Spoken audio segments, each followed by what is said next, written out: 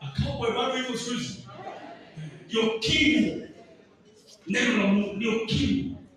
Angalia mtu ambaye karanga sukuma. Anaweka supu kwa sukuma. Anachemsha.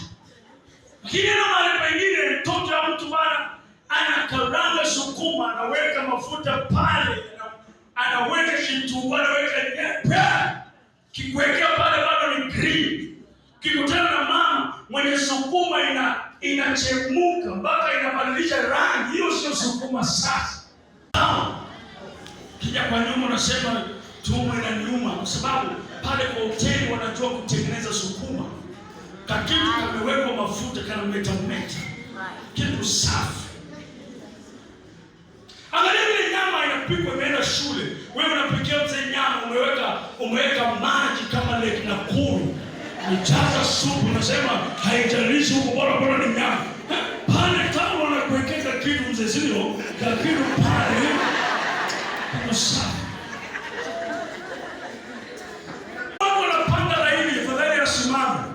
Angojee mtu amalize kukula ndio. Kwa nini wanapanga laini kwa chakula? Kwa sababu kuna mtu ameenda shule ametengeneza. So hapa ni mahali pa kupikwa. Naomba ukubali kukarangika. Tushakutana kuku zingine sumbua. Kuku imekula mkaratasi, imekula vitu za mtaani, imekula matakataka. Unaweka kwa kuli inakataa kuiva. Mama shenda anapatia kuku na ng'ang'ana mto. Kuku mkubwa damu kabisa, kuku mbovu kabisa. Inakataa kuiva. Hata uweke kwa pressure cooker. Inakataa sababu badala ikule chakula ya kuku inakula karatasi, inakula sijui maembe vitu. Nakula mchanga.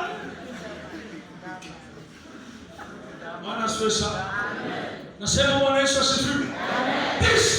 Hapa ndio kutengeneza. Unajua pasa mimi siogopi kusema. Mimi kwa nasema kila church ina watu tatu. Kila church. Na miaka 20 nimewaona kwa huduma yangu. Mtu wa kwanza dangerous people kwa kila church. Kuna watu dangerous. Watu ambao afadhali ya kuue, afadhali ya kumalize. Mtu dangerous. Kakuku Luyano karibia mtu dangerous. Nimesahau ndio alikuwa anasema. Mtu dangerous ndio namna gani?